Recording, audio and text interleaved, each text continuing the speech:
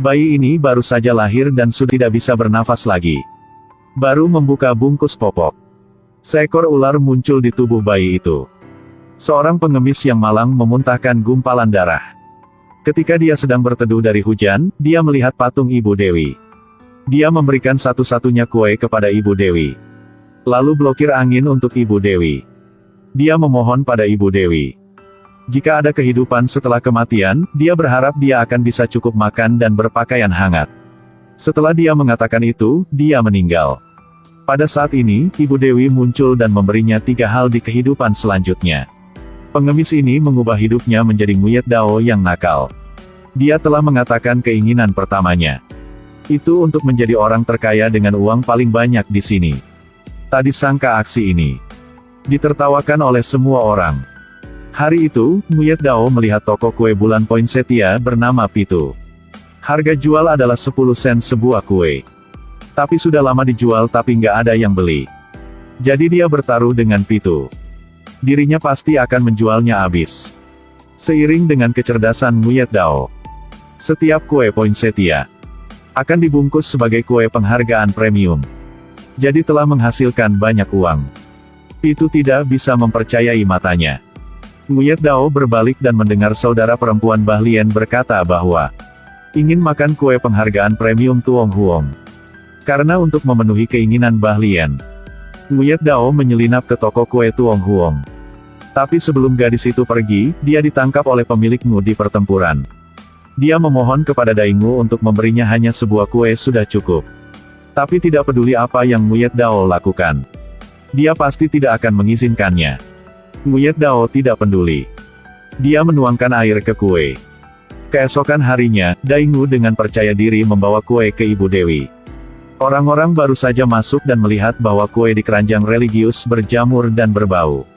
Nguyet Dao mengambil kesempatan ini untuk ajak Pitu ke dalam kuil. Ingin mengganti kue Tuong Huong di kuil Ibu Dewi. Hal yang begitu serius terjadi. Daingu segera memikirkan Nguyet Dao.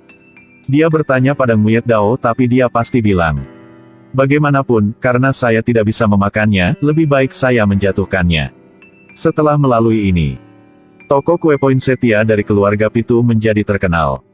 Dan Daingu karena kehilangan reputasinya. Jadi untuk sementara dia kehilangan kesabaran jadi dia meninggalkan metode membuat kue dan kemudian bunuh diri. Istri Daingu hendak menggendong bayinya untuk menemukannya.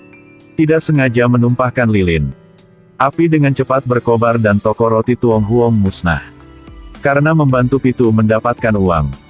Syarat Nguyet Dao adalah menjadi nyonya muda rumahnya. Tunggu sampai dia ajak Bahlien ke rumah Pitu. Pitu memutuskan untuk hanya mencintai dan setia pada Bahlien. Aneh. Kenapa jantungku berdebar begitu kencang? Dia dengan hati-hati membersihkan kamar untuk mereka berdua. Bahlien dengan naif berpikir bahwa bagaimana seorang hamba bisa hidup dalam tempat begitu baik. Nguyet Dao dengan percaya diri berpikir itu karena Pitu menyukainya. Karena dengan cepat mencapai yang diinginkan, Nguyet Dao memutuskan untuk mendapatkan rahasia membuat kue dari keluarga Tran. Ambil kesempatan sambil bersih-bersih. Dia menyelinap ke kamar leluhur. Bahlien langsung ditangkap oleh Pitu di pertempuran. Melihat Nguyet Dao tidak ada di sana, Pitu sangat senang. Akhirnya punya waktu sendiri dengan Bahlien. Karena tidak membiarkan Pitu menemukan Nguyet Dao, Bahlien melemparkan seember air untuk Pitu lagi. Lihat gadis lembut di depannya. Pitu semakin jatuh cinta padanya. Ruangan itu dipenuhi curang. Di bawah suasana seperti itu, Pitu mengaku pada Bahlien, Nguyet Dao telah diam-diam mencuri resepnya. Sang nenek ingin menyambut nyonya keluarga Tran datang dengan hormat. Pada saat itu, rahasia poinsettia akan muncul. Pada hari-hari berikutnya, Nguyet Dao tidak berhenti mengklaim kedaulatannya. Buat tetangganya, semua orang mengira dia telah menikah dengan Pitu. Tepat ketika sedang berjalan di jalan hari itu, Bahlien tiba-tiba pingsan. Hanya setelah dia bangun, dia mengetahui bahwa dia hamil. Tidak menunggu Bahlien untuk mengatakan yang sebenarnya, Nguyet Dao berpikir dia selalu benar. Tentunya perut hamil ini milik Atai, yang tinggal di sebelah. Bahkan dia juga menjamin, yakinlah, Tunggu sampai aku menjadi seorang nyonya. Aku pasti akan memaksa Atai datang dan membawamu pulang untuk menjadi istrinya. Tidak biarkanmu menderita. Apalagi kamu seperti ini. Maka tidak perlu pergi menikah lagi. Kita bisa bersama selamanya. Benarkah? Tunggu sampai ulang tahun ke-80 nenek. Nguyet Dao menganggap dirinya nona muda dari keluarga Tran dan bahagia. Melihat Pitu ajak Bah Lien datang. Mengatakan orang yang ingin dia nikahi adalah Bah Lien. Nguyet Dao terkejut sekaligus senang. Tidak bisa menjadi nona muda, dia pasti tidak bisa menerima hal ini. Jadi dia berbohong bahwa dia hamil anak Pitu. Pitu langsung tercengang. Li Nguyet Dao, apa yang kamu bicarakan? Bahkan tanganku kamu masih belum menyentuh. Tapi sekarang kamu sudah hamil. Jadi bagaimana kamu bisa bilang perut hamilmu milik saya? Tapi Nguyet Dao tidak takut sama sekali. Karena dia sudah bersiap sebelumnya. Nguyet Dao berlutut di depan sang nenek. Dalam sekejap mata, tablet leluhur jatuh. Metode pembuatan kue poinsettia telah muncul. Nenek sama sekali tidak peduli dengan penolakan Pitu. Memaksanya untuk menikahi Nguyet Dao. Selain itu juga mengancam Pitu. Jika dia masih ingin menikahi Bah Lien, dia harus menikahi Nguyet Dao. Dua pria berbaring di tempat tidur. Mereka melakukan semacam ritual pertukaran takdir. Keduanya dilahir dari keluarga kaya. Tetapi mereka memiliki nasib yang sama sekali berbeda. Seorang yang merupakan tuan muda yang tidak masuk akal dan sulit diatur. Seorang yang lain tidak hanya mentransfer nasibnya ke tuan muda setiap bulan. Bahkan bertanggung jawab atas kehidupan tuan muda. Hidup tidak sama dengan hidup seorang. Seperti itu dalam suara petasan. Pitu menikah dengan Nguyet Dao dan Bah Lien. Ini adalah hal yang dikagumi banyak pria. Tapi Pitu kehilangan wajahnya dan wajahnya mengalir panjang seperti pompa. Dia memberitahu Nguyet Dao bahwa hanya ada Bah Lien di hatinya. Setelah itu pergi ke kamar Bah Lien. Karena menyembunyikan kebenaran dengan kakaknya. Bah Lien merasa sangat bersalah. Jadi dia segera mengusir Pitu keluar. Tidak ada tempat lain untuk pergi ketika Pitu kembali dia menemukan. Itu semua rencana Nguyet Dao. Nguyet Dao tidak punya cara untuk menyelamatkan. Jadi dia makan metode membuat kue poinsettia. Dan telah memahami kelemahan Pitu. Membuat Pitu tidak punya pilihan lain. Saat ini satu-satunya orang yang tahu resepnya. Nenek takut keluarga Tran akan mengalami nasib buruk. Itu sebabnya dia menyarankan Pitu untuk membujuk dan memanjakan Nguyet Dao. Selama Nguyet Dao mau tinggal, maka di masa depan tidak akan ada kekurangan kemuliaan dan kekayaan. Meskipun Nguyet Dao telah memperoleh posisi nona muda dari keluarga Tran. Tapi karena di hati Pitu ada Bah Lien. Jadi telah menyebabkan dia memiliki ide yang salah. Dia ingin mendorong Bah Lien jauh ke tanah. Untungnya, Tona berada di kuil Ibu Dewi pada waktunya untuk mengambil tindakan. Tidak lama kemudian, telah tiba saatnya mereka berdua melahirkan.